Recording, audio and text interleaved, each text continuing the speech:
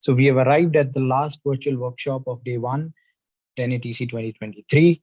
Topic of this workshop is develop and deploy Gen AI use cases with Google Cloud. Pranshu Singh, Cloud Customer Engineering, Google Cloud, will be covering this session, wherein he'll share insights on Vertex AI and Gen App Builder, Google's work on LLM. So let's welcome Pranshu from Google Cloud. Over to you, Pranshu. Thanks, Sahil. Hi, everyone. So I will be the speaker for today's session where I'll take you through develop and deploy Gen AI use cases with Google Cloud just to make the hype real. All the discussions and talking points that you would be hearing from all across the world about generative AI, we will try to make it real. We'll try to share examples of how you can get started on that journey and what are we solving for. With that, let me just share my screen and take it forward.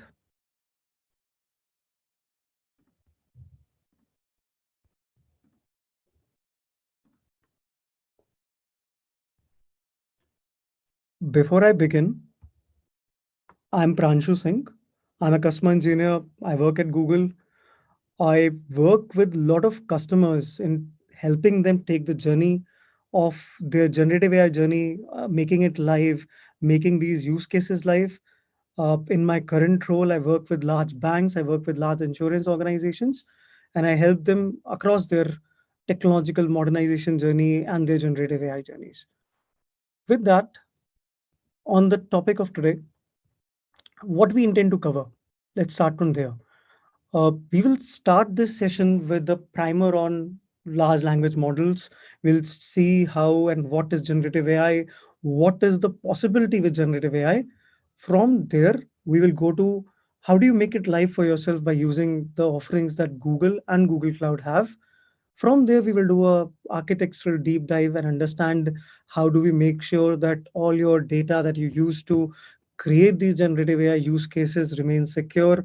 We will look at architectural viewpoints as to how this all comes to life, and then we will have some demos where I will show you industry specific use cases of what is the art of possible when it comes to utilizing generative AI to solve real world problems across the industry. Let me get started with the quick primer on large language models. I'm sure everybody who is interested in this session will already have a good view on what is large language model.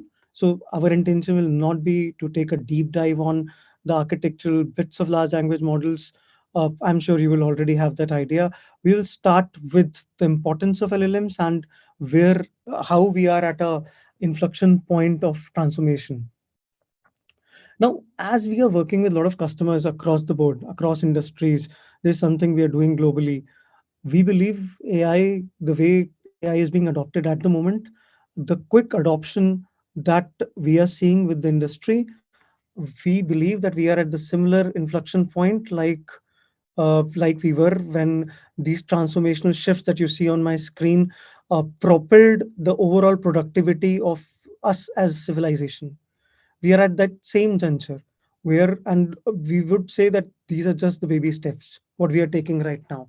The potential is immense.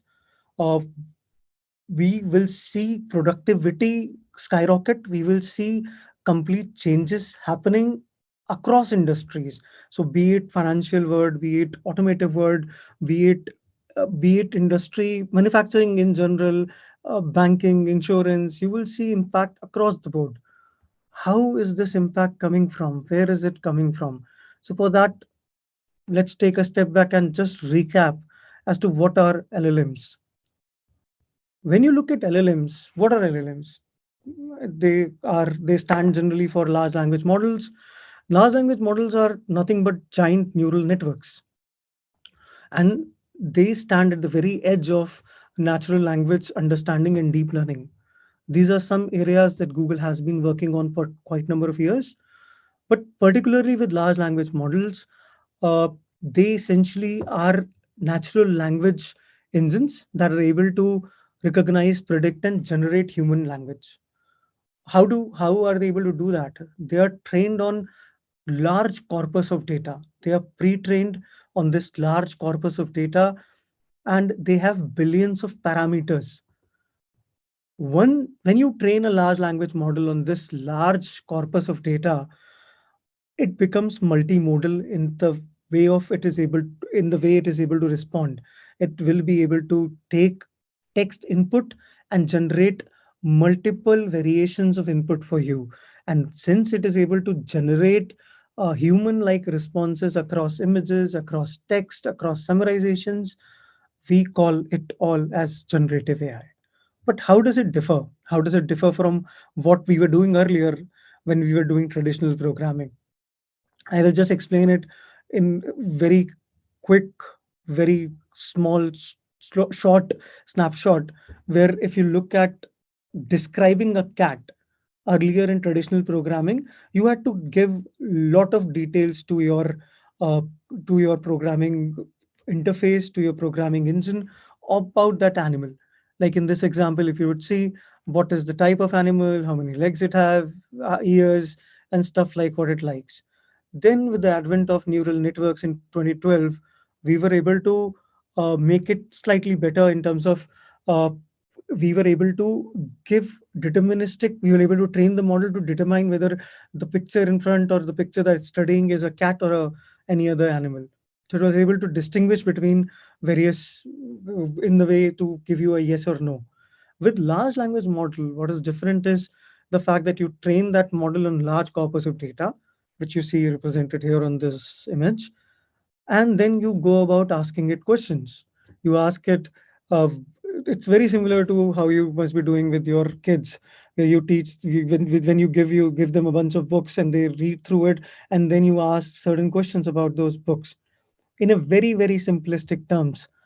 That is how generative language models have evolved from a traditional programming to something what you see when you look at large language models and generative AI in general. So what is so different about these large language models? As I was explaining, the ability of them to provide emergent abilities. What do you mean by emergent abilities? You don't train them on specific data. Earlier with natural language processing, it was important for you to train these language models on specific data, and then you were able to extract some output from them. With large language models, they are pre-trained on large corpus of data, and this training will lead them to generate responses on something that they have not been directly trained on. This contextual understanding of human language, of how we interact with these systems that appear to be intelligent, is what is different with large language model, and which keeps them aside for large number of use cases like search, conversation, content generation, where they have an edge, things that we can automate by relying on these machines. What can these LLMs do? Then that's the natural course of our question. When you look at these large language models, they can interact with you, they can give you a human like interactive dialogue, they can allow you to have a conversation. And when I show you this example, I would want you to imagine these use cases from how generative AI will be used. That is the intention of this session, where we want you to now imagine the use cases. When we say conversational dialogue, does it evolve the overall customer experience when you interact with your banking bot over a voice conversation or over a chat conversation? Currently it is very based on exact inputs that you have to give. You should see that evolving in future. You should see that becoming more natural in terms of interface. What else it can do? It can help you write code. Many of the people who would be joining us to see this session would be into development. So look at the possibilities of getting code generated based on a prompt, using that code for performing a specific task, and even translating that code from one programming language to another. An immense use case for us in the IT world. Uh, this improves the productivity of a developer. It allows a developer to quickly acquire advanced skills while he's delivering and working on a specific coding use case. Now, one of the toughest problem that there was in when you used to use natural the previous generation of NLP or natural language processing was around how do you go about solving for multi-step Q&A. You would have heard about these LLMs solving USMLE or some grade examinations across the world. That is being possible because of this step based chain of thought prompting, where it is now able to reason against certain questions. What better way to understand that reasoning is to look at this example where you are asking it to distinguish which of the sentence makes more sense and is able to give you an output. Now imagine the implications and implementation use cases that come out of this particular example. You can ask this LLM to summarize a large document for you, a large document that might take an analyst couple of days to read through and then able to summarize. You can just summarize that document based on a textual input. Now, how it all started and where does Google's role come into the picture? A couple of models or entire generative AI as a field owes its, I would say, next generational leap to this moment in 2017 when Google Research released Transformer. Transformer as a paper has been published in a paper called Attention is All You Need. You guys can go and check it out. It's something that lays the foundation of the very principle on which the generative AI that you use from open source or from any other provider owes its foundation to. The GPT that you must have heard, T stands for transformer. Google has this culture of open sourcing the research that we do. Kubernetes came out of Google, Hadoop came out of Google. So all these, in line with all these inventions, Transformer also came out of Google. And here you can see how it has evolved. From Transformer, we quickly went to BERT, which was a groundbreaking large language model. Uh, Text to speak, text to text that came out, the T5 in 2019, laid the very foundation of how do you interact with large language models. Uh, Palm made it possible for a single purpose model to generalize its outputs across domains. From there, let us move forward and see what is possible with generative AI. We spoke about large language models. We understood how and what generative AI can do. From there, let's see what is possible with generative AI and large language models. Now, as I mentioned earlier, the generative AI is driving new opportunities. You should understand it from aspect of multiple personas that exists, multiple personas across a particular analyst who would want to understand deep meanings behind a complex data set that has been shared with them. A customer service agent who would want you would want that customer service agent to become more conversational with your customers. Then the whole creative aspect of the process, where how do you evolve the creative aspect to make it more target oriented, make it more contextual, making marketing more customer centric and more targeted. From there to maybe for an AI practitioner to be able to work with these model and completely evolve them into your organization's use case, train these large models in line with your organization's data. All this across these personas is possible with generative AI, and that is where we will start to deep dive on how do you use these generative AI models and make it live for your organizations. Now, there are multiple things that can be done using all this. I was in a session where a customer asked very early on, this was somewhere in March, when I was asked, what are you trying to solve with things like BARD, Vertex AI, large language models? This is that answer. What are we trying to solve? We are trying to help our customers be more productive across these categories. Maybe you have a use case where you want to do a Q&A on your website. Maybe you have large corpus of data on your website and you want to create a bot where your internal people can quickly go and do a search on that data. Maybe we are able to help you create a agent which is very, very conversational in nature, which is able to talk like you talk to a friend over a chatbot or over a text messenger. Maybe we help you generate all your marketing related content very, very quickly. So you look at these plethora of use cases, and this is just what I could fit on this slide. There are many more.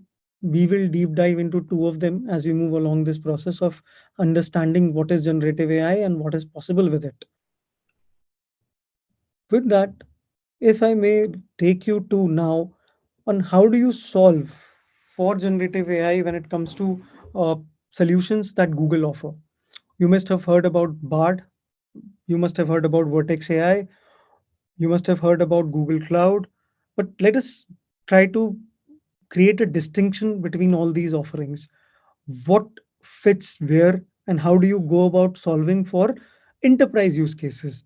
Because as developers, as people who use AI, generative AI to create solutions, you would be very interested to know what are you trying to create and how do you deploy it, because your customers will not be very much okay. The enterprise customers will not want something that is running from on a MacBook machine of your own.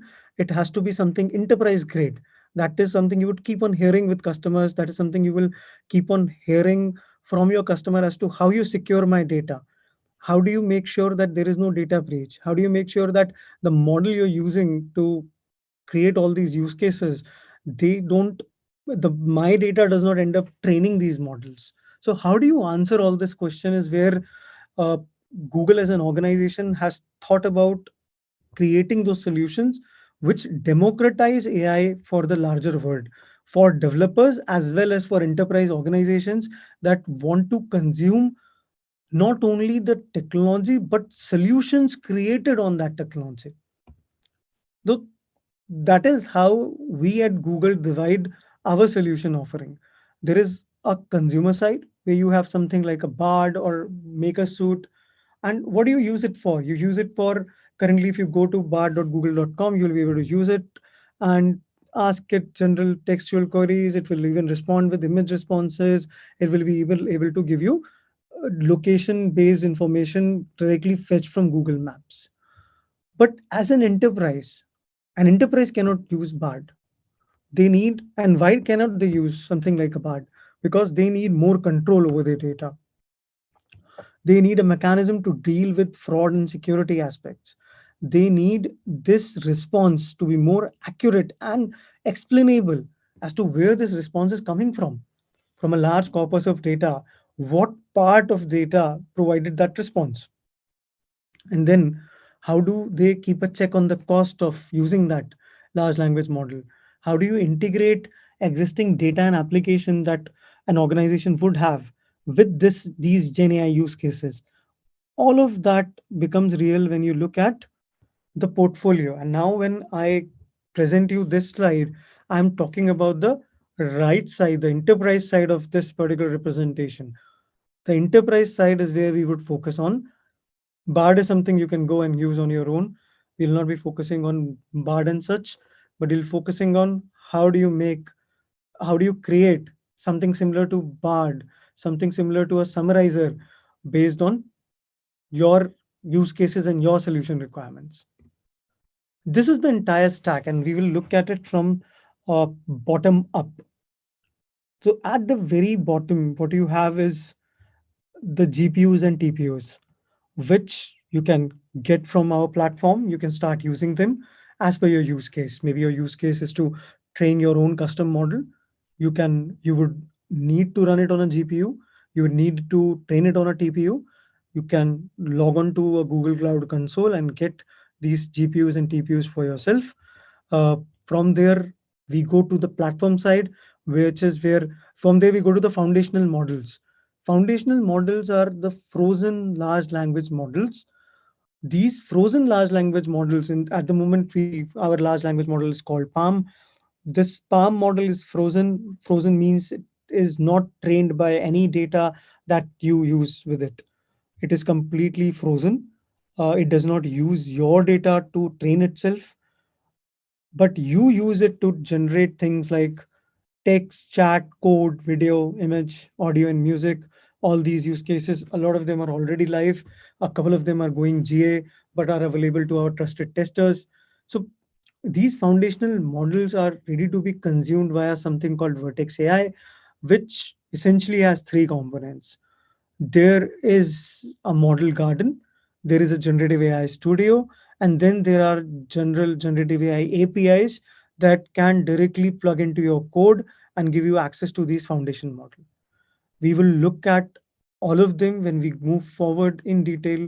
We'll talk about all of them. We will explain how to make it live. Now, from there, if there are some developers who would want to uh, quickly start using generative AI, we have something called a generative AI app builder, which out of the box comes with options for you to create an enterprise search. Yes, you just give it some data and start asking questions on that data. So that data could be a website, Google cloud.google.com. You point your enterprise search to cloud.google.com, it will be able to give you answers other than website. Imagine you doing it yourself for your own website. As an enterprise organizations are really warming up to this. They're using it to quickly create internal search engines, external search engines for people to quickly make sense out of large data or their complex websites. From there, we also have something called contact center AI, doc AI, which all are now powered by large language models to provide you uh, opportunities to create your own conversational bots. Document AI is something that gives you ability to create your own text extractor, which is able to extract value out of images, PDFs, and things like such. With this, I will move forward to take you through these elements in detail. We have something called Duet AI for Google Workspace. You would have seen that amazing demo in as part of Google I/O, where uh, you had the option to help me write in Gmail and Docs, help you visualize in slides. Imagine you have to create a presentation for an important meeting, and you are able to get those image generated right out of the box in the very same interface where you are creating your slides. You just type there that help me create these images, and it just generates those images on a single prompt. Now, similar thing is with sheets. Imagine being able to organize, classify, and analyze your data on the Google Sheet environment itself. That makes it very easy to then organize information, be creative, and being able to quickly respond to solutions and problems that your customers must be expecting from you. Well, as I was mentioning, something called contact center AI, it allows you to create conversational AI, and it is supercharged with our LLMs, and you will be able to create a virtual call center platform within minutes just by using the power of LLMs and its ability to generate the flow of speech for a particular persona of customers on the fly. So I mentioned something called a Gen app builder. My demo that I'll be showing in the later part of the session today will rely on Gen app builder to some extent. We'll try to mismatch the capabilities that I'll be now speaking about. It will be a combination of Gen app builder. It will be a combination of something called a Gen AI studio, where you will see how easy it is to now deploy your generative AI use cases, the use cases that we referenced in the early start of the presentation. So as part of Gen App Builder, what do you get? You get a very clean, clear interface from where you can quickly plug in your data. You can quickly choose the use case that you would want to create. It might be a search interface, it might be a conversational experience, and you can get started very quickly from this interface itself. The example of symbol bike that you see listed here was it's a working demo that was created within a span of a day using the platform that you see listed here, the Gen App Builder platform. So for any of your generative AI use cases where you want to quickly churn out an output, this is a very nice solution to go about doing it. I also with this, I see a lot of questions in the chat. What we will do is towards the end of the conversation, towards the end of this presentation, we'll look at these questions. I'll attempt my best to answer them. Uh, Instead of pausing right now, we'll take them in the last 15 minutes. So please keep pinging us with your questions so that we can take and attempt to respond to all the questions towards the end of the presentation. Now, from something which is able to help you quickly create a website search, an image search, an internet search, but how are you able to do this, all of this? So I touched upon something called foundation models. We have Palm as our foundational model, but it is a multimodal kind of a LLM, which is able to quickly do things where you will be able to talk to it for text-based responses. You will be able to, it will be able to help you with keeping the context of a conversation in the form of Palm for chat. You will be able to generate images from something we call as Imagine. You will be able to convert a particular word into embeddings or a document into embeddings so that you are able to create use cases like semantic search over unstructured data or structured data.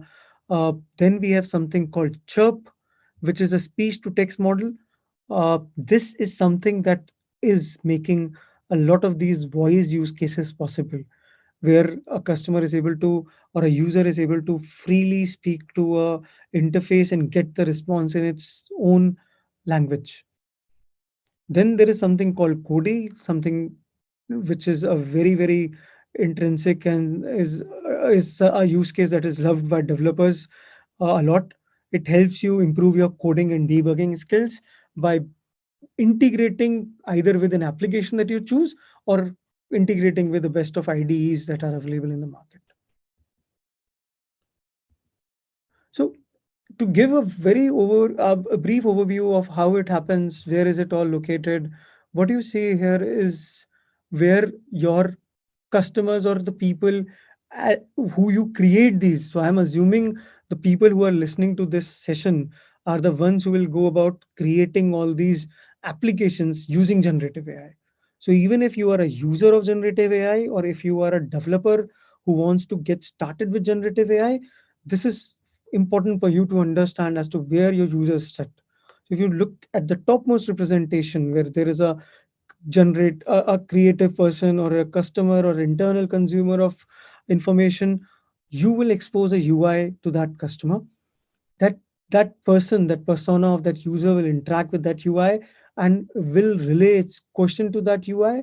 Internally, that UI will call a large language model API, which can be from any of the library of foundation models across text, dialogue, image, speech, and you will be able to quickly respond with answers. You get an additional ability to customize and optimize everything intrinsic to your own organization. There are options like fine tuning, parameter efficient fine tuning, which you can do on pre-existing large language model. You can do it very securely without exposing your data, which makes these responses, the inferences that large language model provides, much more contextual to your own organization.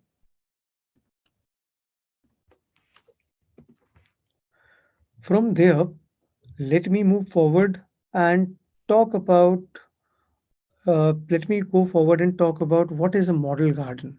Model garden is again very interesting thing. There are multiple places from which people are right now downloading those models. Stores on Hugging Face. There is a model hub on Kaggle. But for an enterprise use case, it's my experience that your customers will look for questions of they will have this question as to how safe is it to use this model, and can I have a verified certified model that I can utilize. That is where model garden comes into the picture. model garden Model garden essentially is a place where you can use a lot of these models that are available from, let's assume, Midjourney. You can use those models. These are not Google models, outside third-party models, which are listed here for you to be able to use them, you to be able to train them as per your data. So you are not constrained in any way. You can use the best available models in the market alongside the Google provided frozen models to frozen and foundation models to quickly contextualize for your own use case and for your own complex use cases. So as we looked at this journey of utilizing models to generate your solutions, you would you should look at in a structured manner where something like a Gen app builder allows you to quickly churn out solutions. Then something like a model garden allows you to use advanced models in your application, integrate it with your application, uh, as well as the Vertex AI Foundation Model APIs allow you to quickly incorporate these model as part of your own application use cases. So look at how this is evolving as we are moving along this presentation. So from Model Garden, you are at this moment of time, and this data is updated for, it has not been updated for last 15 days at least. You have 80 models across multiple categories, uh, including open source models, which you can utilize for your own use cases. And when I speak this particular point around open source, I would want to highlight how Google has been a pioneer in open sourcing its elements and also making sure that customer has open choices and you are not constrained by something proprietary that we offer you. So that is a key ethos that we follow, being friendly to open source and being able to provide being able to provide options on how the entire community evolves and you are not restricted for choices. So now, what is generative AI studio? Now we are embarking on another bit of complexity as I had explained earlier from bottom to top. Now generative AI studio allows you to create custom prompts. Not only it gives you a very simple UI for interacting with models, it also it gives you a prompt gallery, it gives you a place where you can design your prompt and tune your models.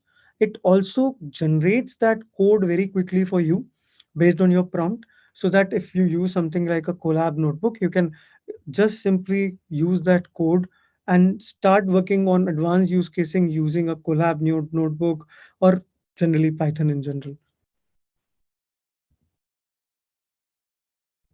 I will spend some time talking a bit about what is Palm for text, what is Palm for chat. We'll quickly take a look at this and we'll quickly move forward.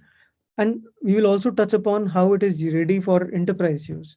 So just be aware that Palm for text and chat, as I had already explained earlier, these are our foundational models.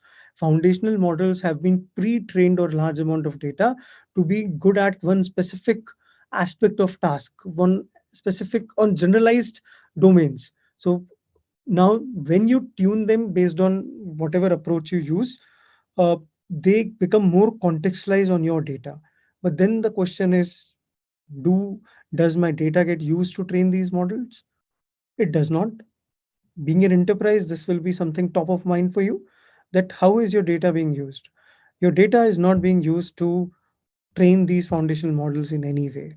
We are very concerned about security. We are very concerned about data in general for our enterprise. And that is where this entire construct, this entire architecture makes sure your data remains with you and still you are able to fine tune these model based on the approach that you would want to use. Now with Palm for chat, it keeps a context of the conversation, allowing you to have a allowing you to have a very good context throughout the session.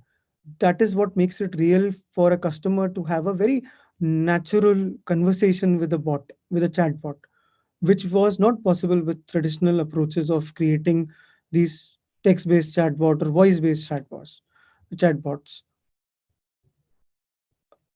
Now, when you start looking at these advanced and sophisticated use cases, and we are here to understand how these use cases are deployed, you'll need to use something like a embeddings API, where you convert, when you extract information from unstructured data and you attempt to use it for uh, creating something like a recommendation engine, a ad targeting system, a image classification, image search system.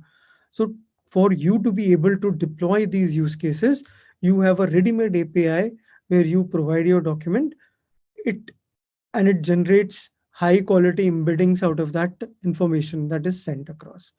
Now, we have support, inbuilt support for operating system open source projects like LangChain, where you can integrate your LangChain solution with embedding API to work on use cases like recommendation engine, uh, work on use cases like semantic search. Now, I will briefly talk about Codi. Codi is something that allows, that's the name of the model, which allows you to generate code based on a prompt. Very, very useful for any of the developers who are attending this session. You use Codi, you give it a prompt, it generates code for you. And as you saw in an earlier example, it is able to not only generate code, it is able to translate your code to certain languages. And as we go in future, the ability for it to translate code is increasing. Already, we have seen that it is able to generate code which is very useful, very contextualized. What what additionally you will be able to do with Cody is to be able to generate suggestions on your code. You will be able to you will be able to take Cody's help to be able to be able to explain the code to you, which is very useful if you are utilizing some code where there are no notes. You will be able to understand what it all means, what each line means. Additionally, this interface like Cody will be able to help you quickly get on uh, with it understanding your own repository. You and as an organization would have certain standards of creating code, so you can use something like a Cody to generate those codes in line with standards defined within your organization.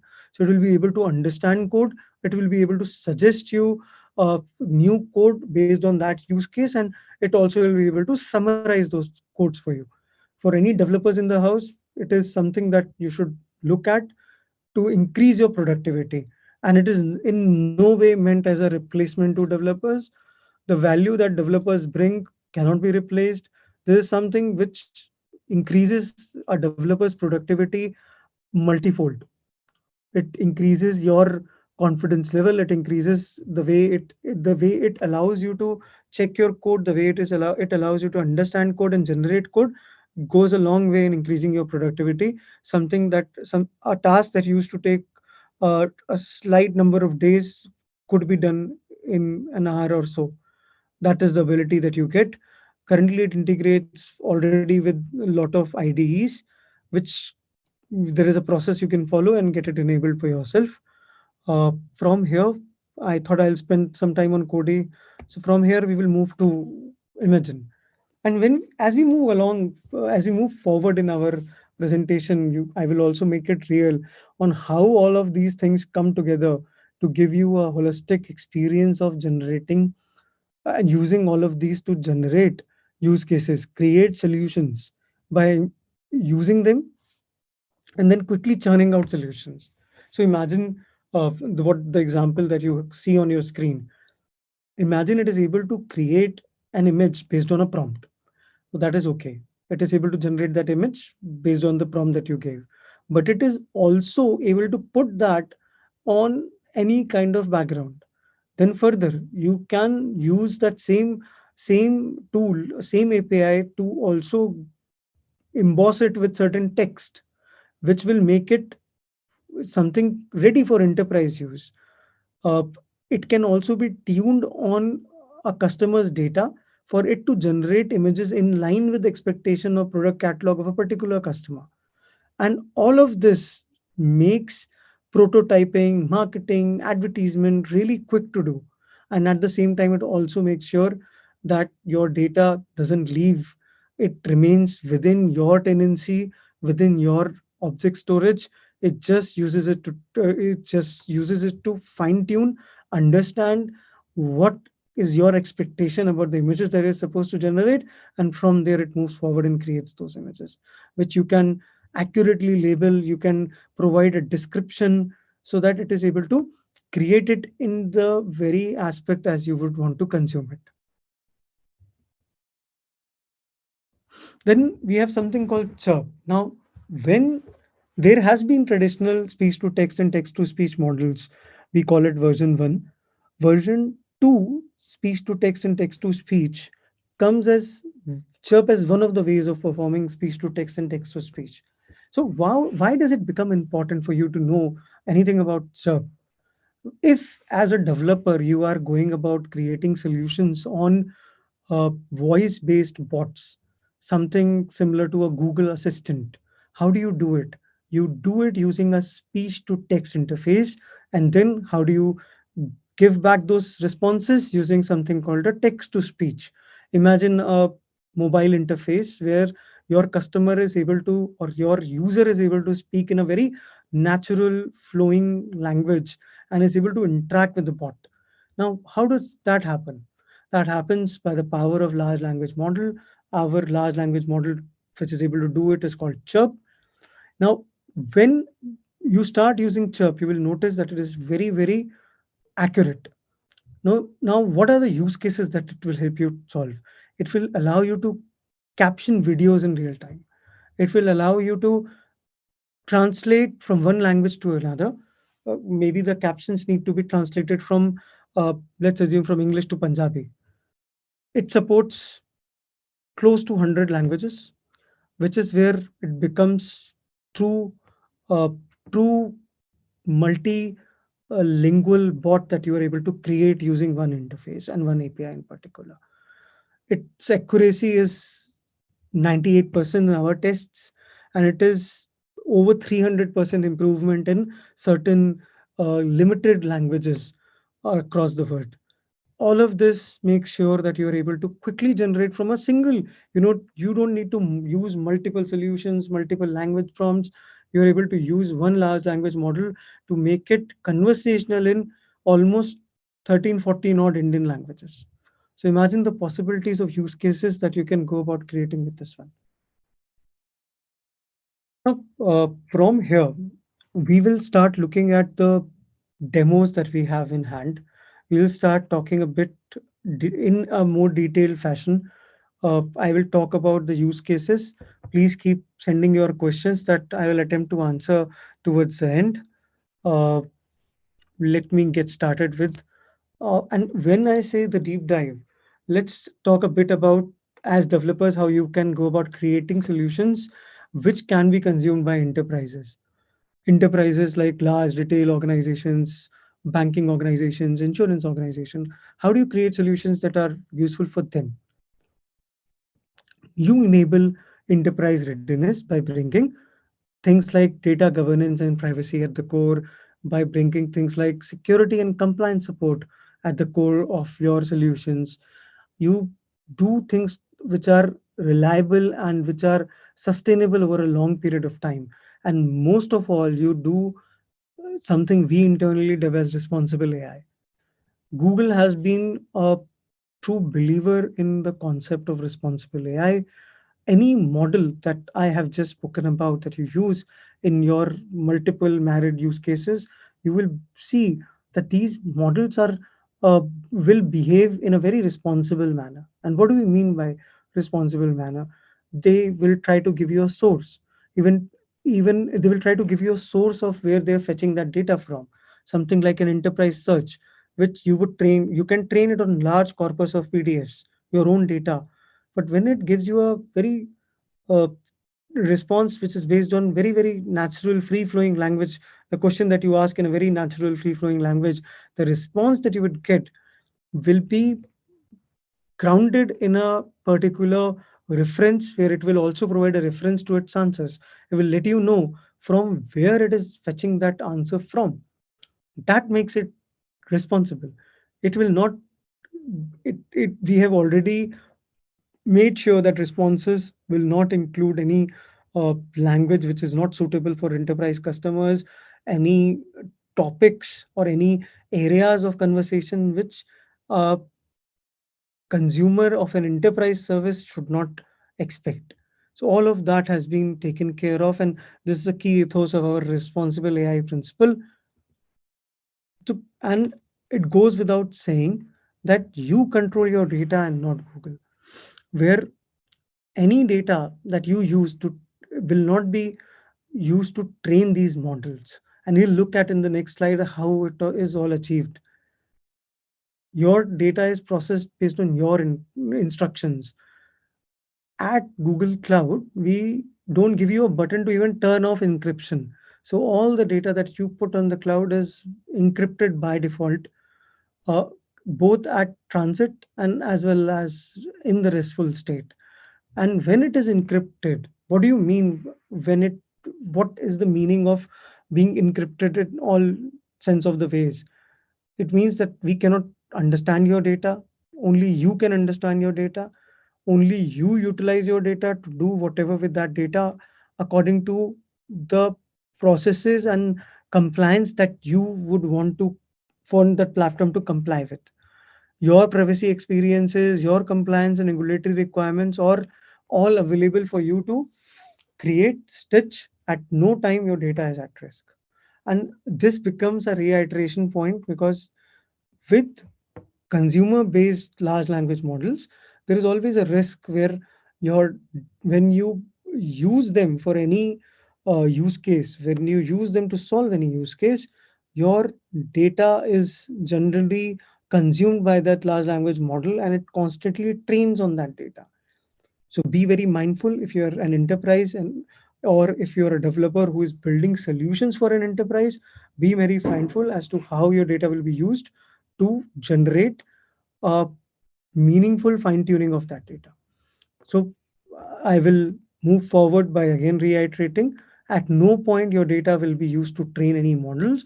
Your data will be secured within your tenancy, and your data will always be encrypted both in transit as well as rest.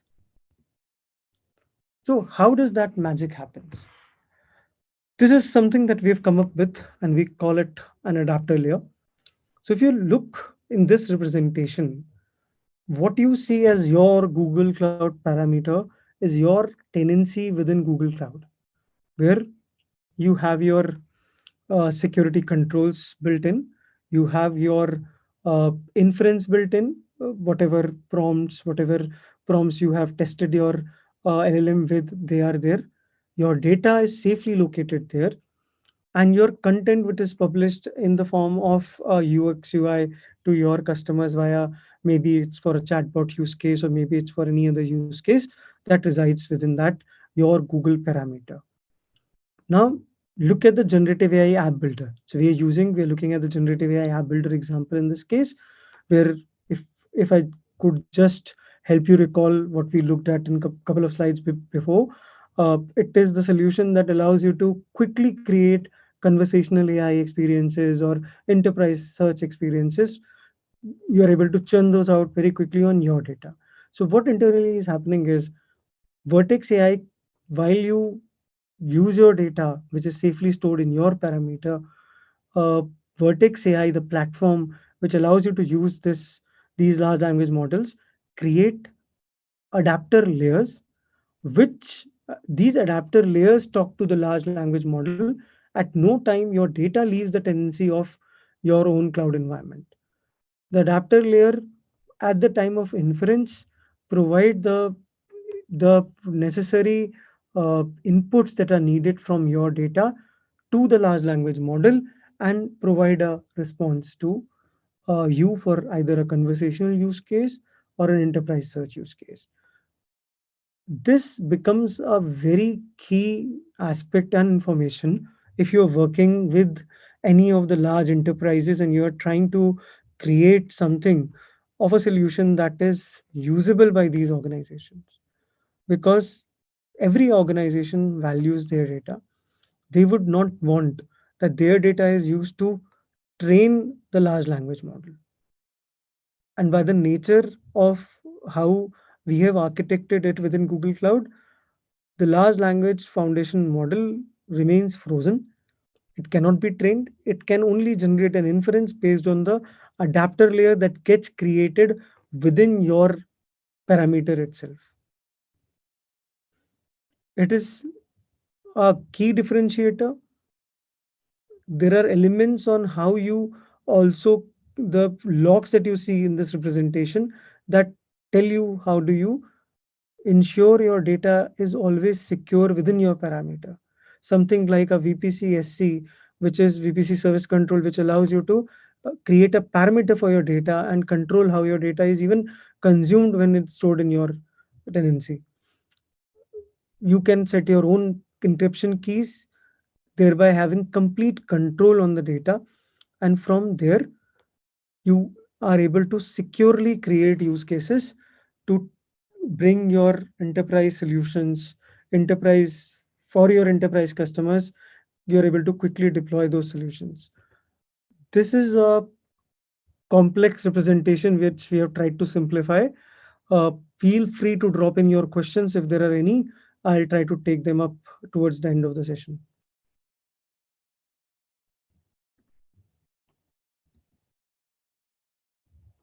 Now, what does Google provide on top of the frozen models for you to have this breathtaking scale and speed when you go about deploying something? So TPU is something that Google created.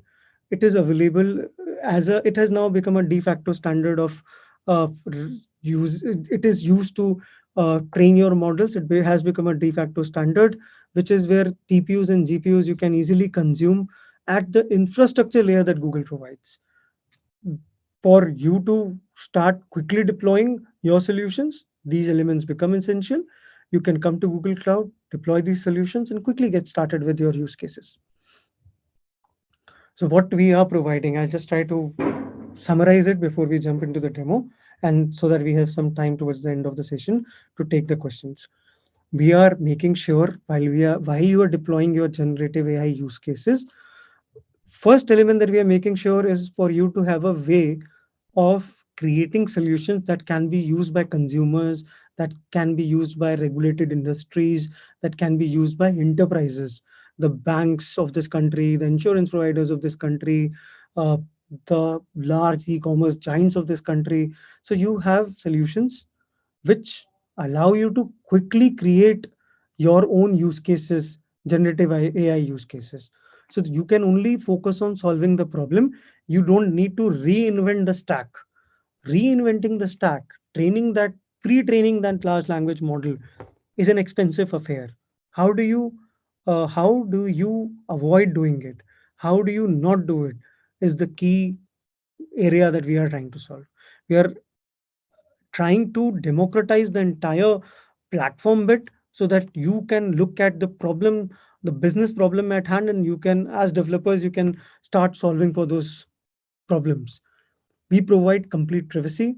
I've spoken at length about it, so I'll not reiterate this point.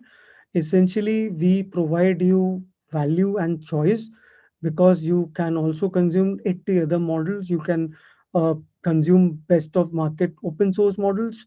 You can consume all the best of available models that you hear, read about on maybe Twitter, maybe on any other interface. The models that you see videos on, you can quickly go live with a solution using something like a model garden.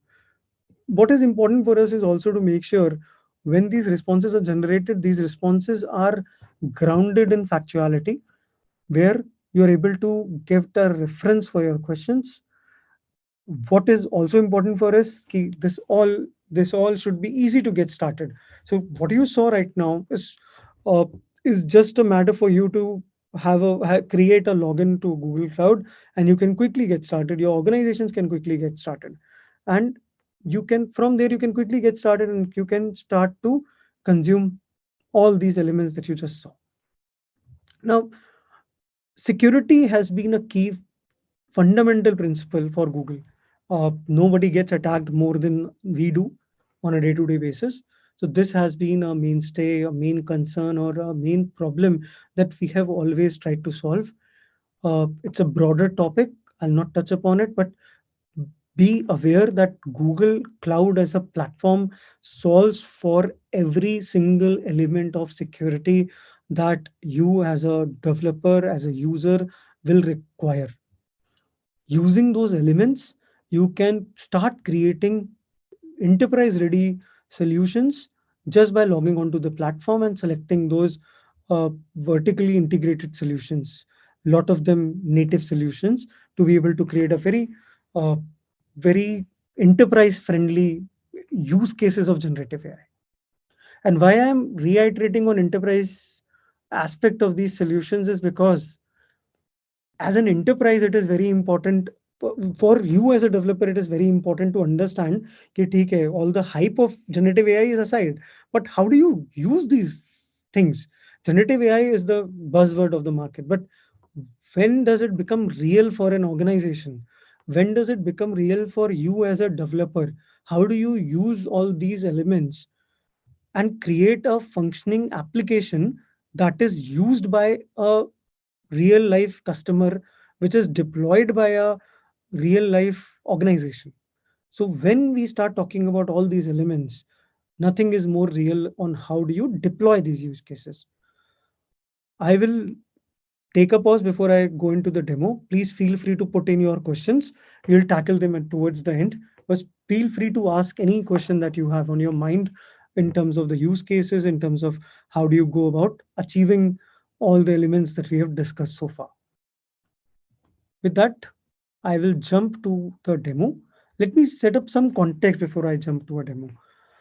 Uh, in this live situation, while I am also presenting my screen, it I have taken a liberty to capture the demo on certain slides where you will see it running. This is an actual demo wherein which we have created an application. I will also give you a rundown of how this application works. So I'll also show you this application, but I'll start with showing you the extracts of this application, where I will also explain what are we trying to solve. So right now, the first demo that I have in mind solves for a marketing use case. Marketing use case in particular, marketing is one area in particular where you do a lot of generation of elements. You want to make sense of a lot of data. You want to make sure that that marketing ad that my customer sees is very targeted. A ad which is meant for maybe women ranging from 18 to 25 is not shown to a senior citizen aged above 60.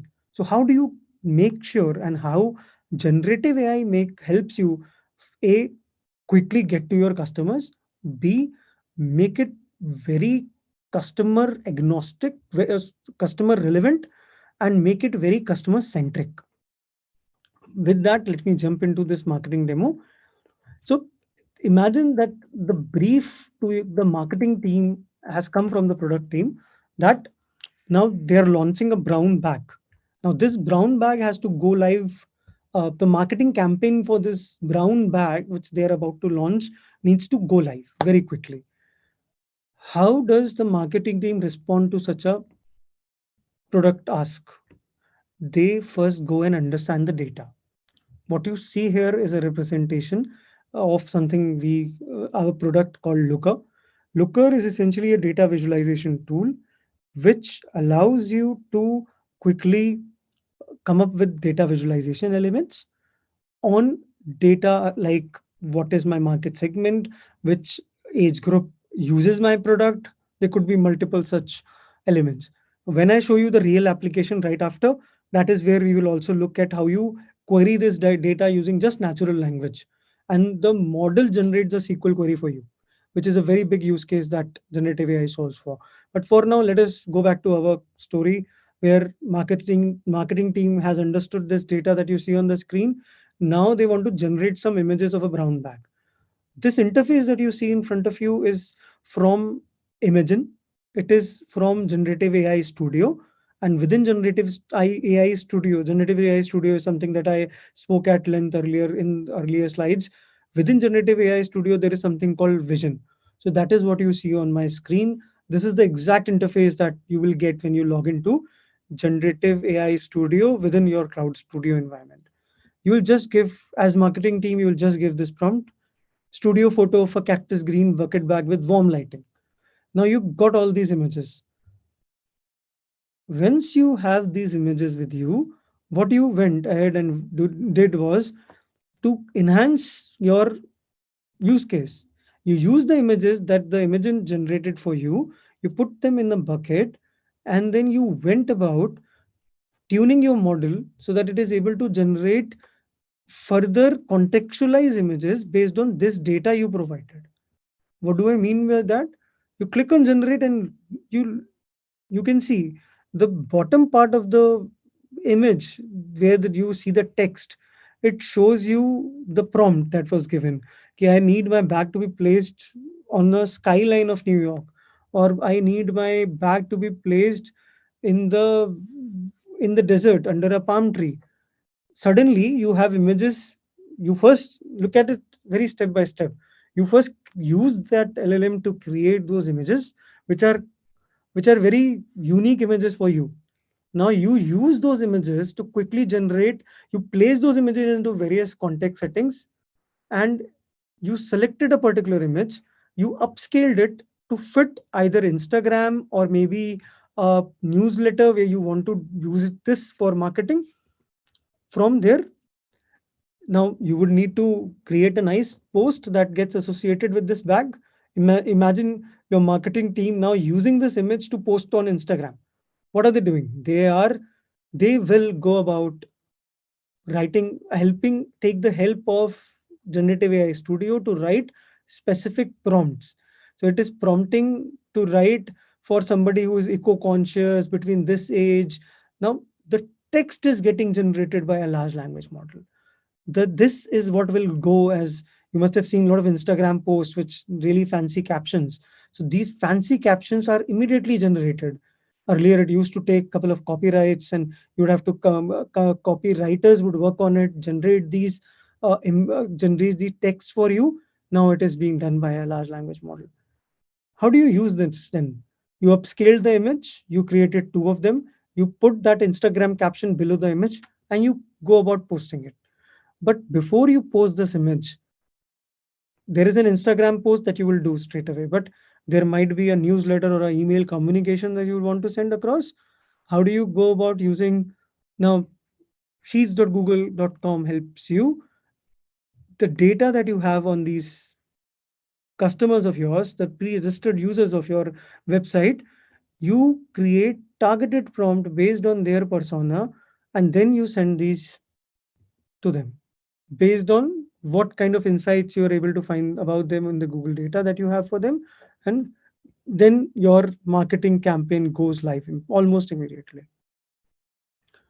From here, this is the architecture that we use to create this entire thing. I'll just quickly explain it. We use generative AI studio. What you saw, the palm model, the text generation model, where you saw it generating captions, that was generative AI studio.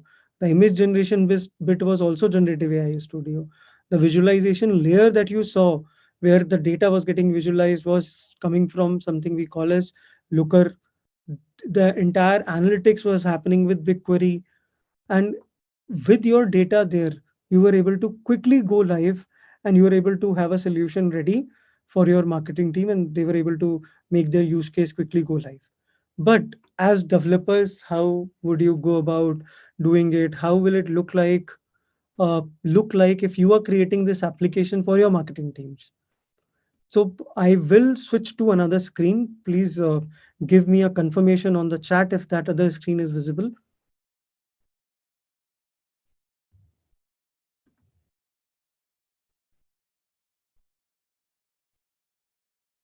Is it visible?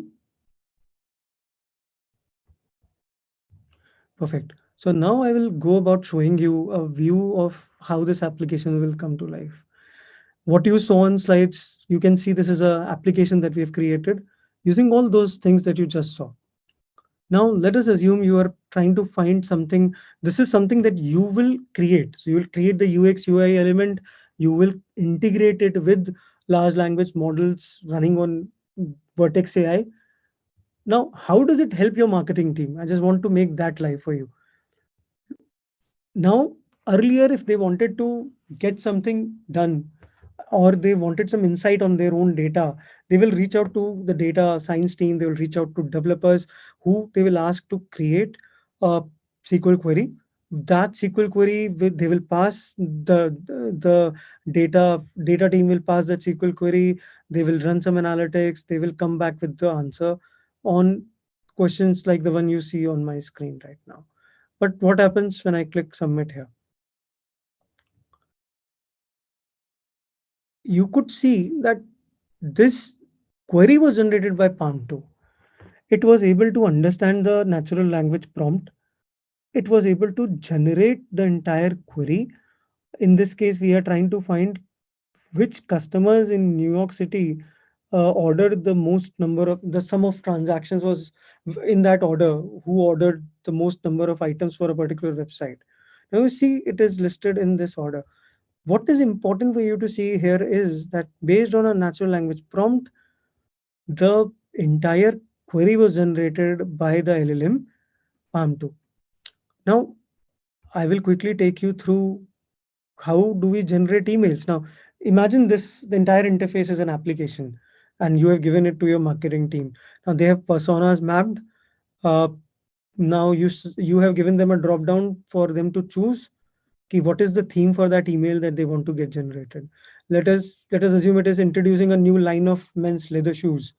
Generate email samples.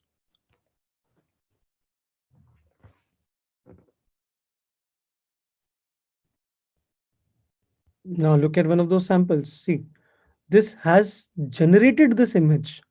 This image got generated along with the entire email. All of this happened with the use of a large language model. It even translated it to another language. And this language at this for this particular demo, it's a global demo. We have some other language, but this is something that can be easily changed, and you can translate this text to multiple other languages, some more than 10 plus languages in Indian context as well. Let us see one more example of maybe a social media post. Include images. Let's assume that it is for women. We have given the target segment. Uh, let's assume it is for Instagram. Sale of new handbags at symbol. Let us generate this Instagram text. Now it is able to understand the entire context in real time. This is the body of the prompt. It the website it has been provided. It is now generating these Instagram ready for Instagram posting these particular images.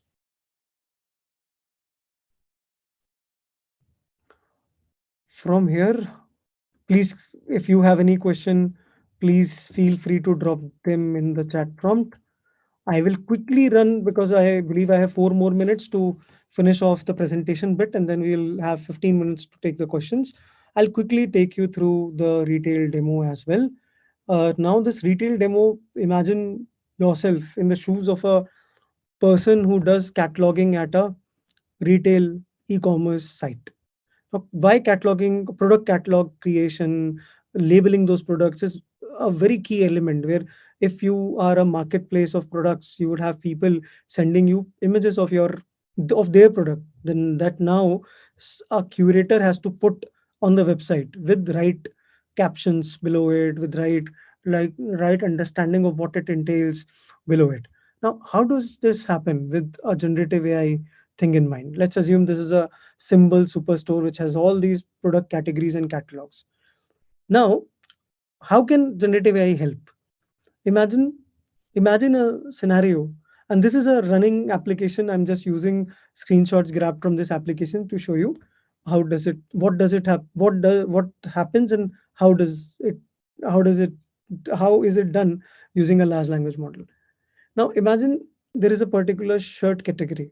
A large language model using something called Embeddings API that I spoke about will be able to identify this image and be able to give the product person, the person who is creating the catalog will be able to quickly consume the suggestions from a large language model. Okay, this is a men's shirt, Oxford type, button down, and the person will be quickly able to categorize various elements on this shirt. Further along, how does it help? It will also be able to, now again using the power of large language model, if you have it running, and it has these embeddings for other images on the website, it will be also able to categorize that what are these similar products that we have on a website, and which particular product category, or which what are the products which are very similar to the shirt that you just uploaded and I helped you create the product catalog for. From there, you now in a e-commerce platform, what you also need is a description of this particular shirt. You can have a LLM create that description for you. It will just understand that image. Uh, it will create a description right there, which can straightforward go to the website, or as something we call as human in the loop. You will be able to edit and create your own uh, inputs onto that text. And this is something that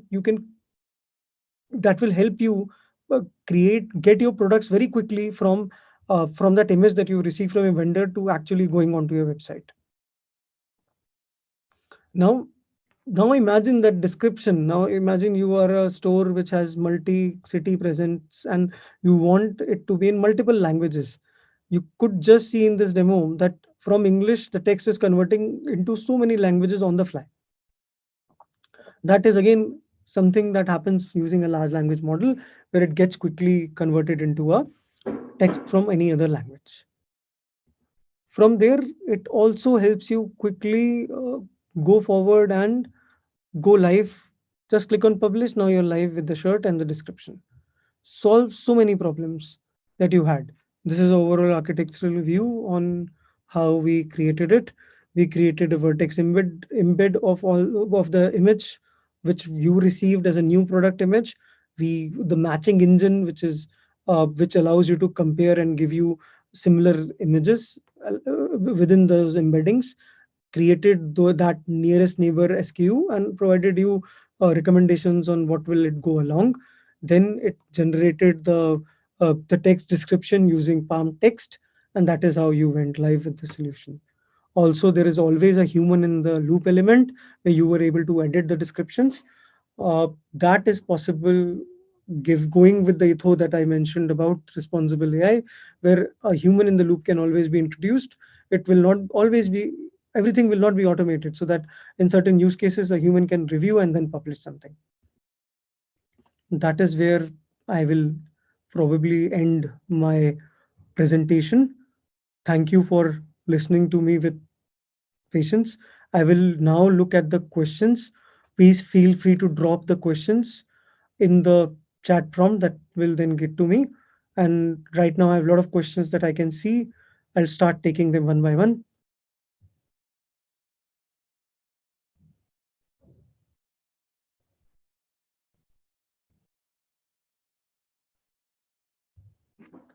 So there is first question around how do you see future of AI at Google and upcoming innovations in this space in next 5 years?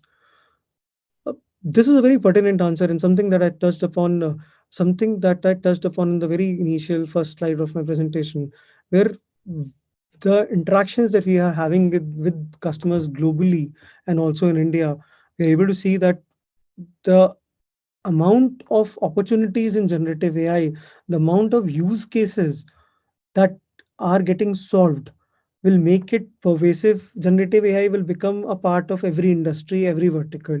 It will not only be something that developers are using to generate code. It will be something that will be summarizing policies, that will be summarize something that will be used by various manufacturing plants to become an advisor for them.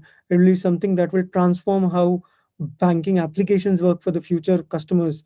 So across the industry landscape, and you should, when you're looking at this aspect, I would request all of you to start looking at the generative AI space from the aspect of what are the problems you can solve, not from a technological bit of it. Technical elements are enablers, which you can consume from a platform like Google Cloud. Start thinking about solutions that you will create, problems that you would solve. The idea today was to give you some food for thought. The multiple other elements that you can go about solving for using generative AI. Imagination is the limit, but to come back to the question, we see this the rapid pace of evolution continuing, helping us to solve larger enterprise use cases with much more confidence.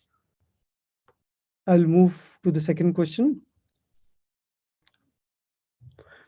Does GenApp Builder has a capability to work in offline mode? Uh, when this question mentions offline mode, this is something which is running on cloud as an API, which you can call in your application. It doesn't matter where your application are is, you would have to handle the offline bits on your own within the application. But at the moment, the things that I showed you do not work in an offline mode. When you have should your application would need access to internet for it to be able to, you would host that application somewhere. So a user will need some kind of uh, internet on his mobile phone to be able to interact with the application. That is where that is the flow that will require it to have, for it to have some kind of interactive ability with the internet, which is your application's ask essentially. Now I move to the third question, which is around what are the security measures being taken by Google for the enterprise data that is being fed to the generative AI to make sure no data leak happens. So Google is very particular in terms of data, Google Cloud in particular, where we work with a lot of enterprise customers who solve a lot of who host their applications, the critical applications, their data sets, their data analytics platform on Google Cloud. All of that is secured in multiple layers. A key element around securing all that data is native encryption, which is available both for RESTful and for uh, data in transit. There is no mechanism to turn off this encryption. Now, when it comes to generative AI, additionally, as I was explaining the Vertex AI architecture, where we the data that you have, the data you want to use to fine tune the models is never sent to a large language model external to the customer's tenant. That is how we are ensuring that data is always secure. Uh, we have solutions like Cloud Armor, which is essentially which recently prevented largest denial of service attack for one of our customers. So we have solutions across the board to help you make sure that your data is private to you. It is not trained to train any models.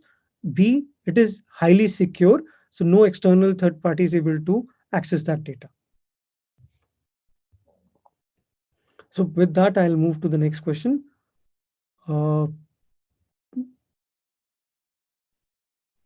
Can Chirp replace traditional UI and CNA be used as UI for normal business application? So, Umesh, thanks for this question. Very important question.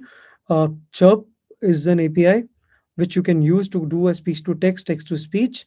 It will work with any UI that you are trying to use to develop your mobile applications.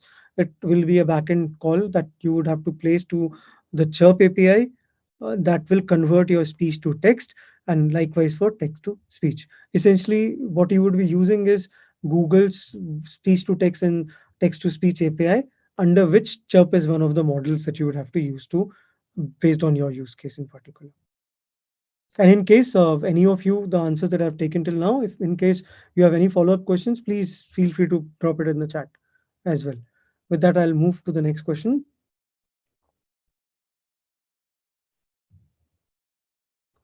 Thanks, Ankit. We attempted to bring the questions around how Google Cloud has a lot of these Gen AI examples that we were able to present in this presentation. So to Sankit, I'll mention this that there are possibilities are endless. There are multiple other possibilities also. Feel free to head to cloud.google.com to look at multiple other use cases across industry verticals. So yes, Deepak has a question where he wants to know if we can use Palm LLM on premise servers and data. So Uh, for you to run a model within your on-premise data center, for you to be able to host, and I'm not even referring to Palm, any model, large model, you will require a lot of infrastructure to be able to train your model yourself. A lot of infrastructure, a lot of expenses.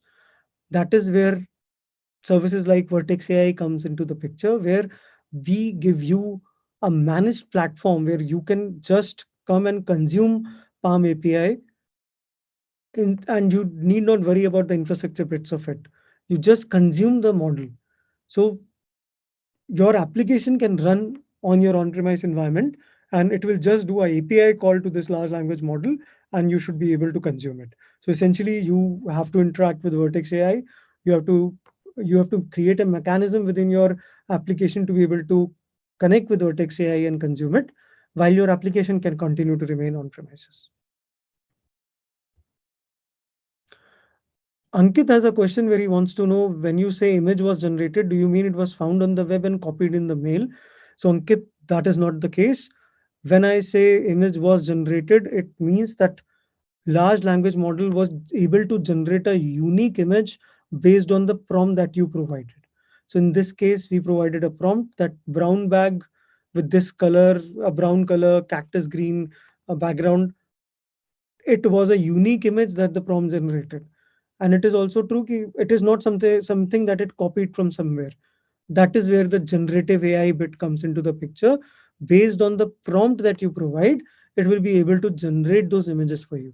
I believe you could test this on Bard also. Head over to Bard, try to test it. It will be able to generate those images for you as a consumer use case. But as an enterprise, when you would try to create images to use in your applications, to use in your marketing, product development, you would have to go to Imagen, which is either as a API call or while using Vertex AI Gen App Studio. With those two things, you can go about creating those images for yourself.